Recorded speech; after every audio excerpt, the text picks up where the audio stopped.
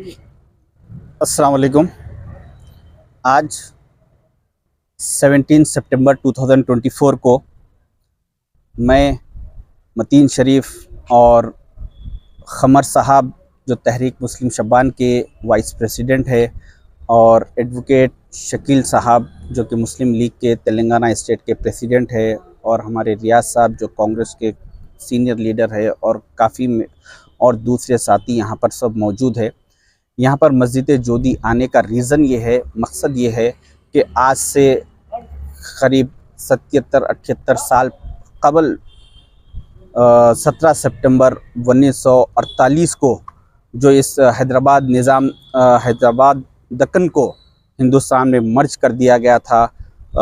निज़ाम उस्मान अली ख़ान साहब की जानिब से और सारे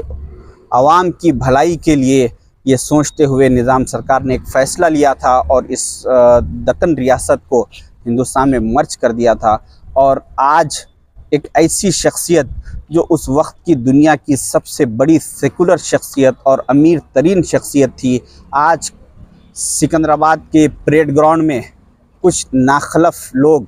ठहर के इस निज़ाम सरकार के बारे में बदतमीज़ी के अल्फाज इस्तेमाल किए। मैं उन लोगों को ये मैसेज देना चाहूँगा कि ये निज़ाम सरकार के बारे में अगर बोलने बैठे तो काफ़ी वक्त हो जाएगा, मगर वो ये एक ऐसी शख्सियत थी जिन्होंने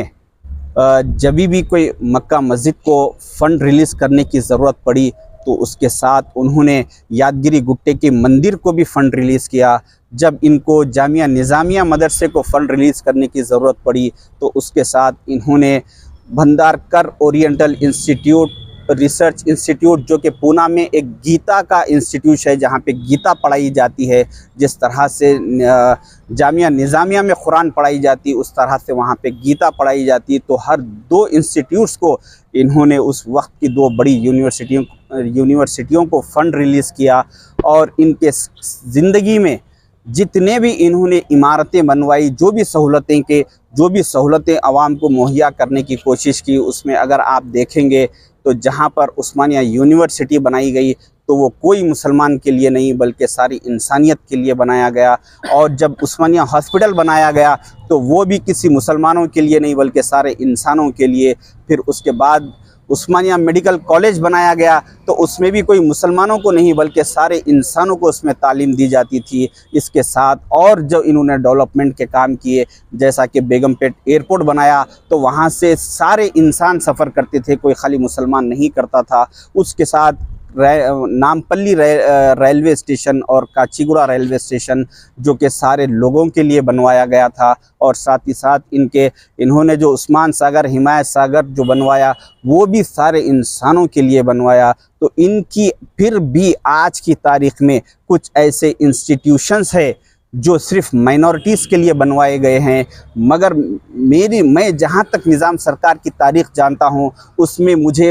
उतनी तारीख़ में कोई एक ऐसा इंस्टीट्यूशन नहीं मिला, कोई एक ऐसी इमारत या ऐसा कोई इंस्टीट्यूशन नहीं मिला जो सिर्फ किसी माइनॉरिटी या मेजॉरिटी के लिए बनाया गया बल्कि सारे इंसानों के लिए बनाया गया। तो ऐसे शख्सियत को, ऐसे निज़ाम सरकार को आज चंद फ़िरक़ा परस्त लोग अपनी सियासत को ज़िंदा रखने के लिए, अपनी गंदी सियासत चलाने के लिए उनके साथ बदतमीज़ी के अल्फाज इस्तेमाल कर रहे हैं। ऐसे लोगों को शर्म आनी चाहिए। एक और आज जो मौजूदा सियासतदान हैं जो आज अपने हाथों में ताकत, अपना पावर जो रखते हैं, उन लोगों को चाहिए कि उस वक्त की दुनिया के सबसे बड़ी शख्सियत आज ख़बर में आराम फरमा रहे हैं तो एक दिन हम सबको इसी तरह से ख़बरों में जाना है और हिसाब किताब देना है। तो जो आवाम के साथ नाइंसाफ़ी करेंगे उनको ज़रूर एक दिन हिसाब किताब देना पड़ेगा। हम सब आज यहाँ पर आकर निज़ाम मीर उस्मान अली ख़ान साहब के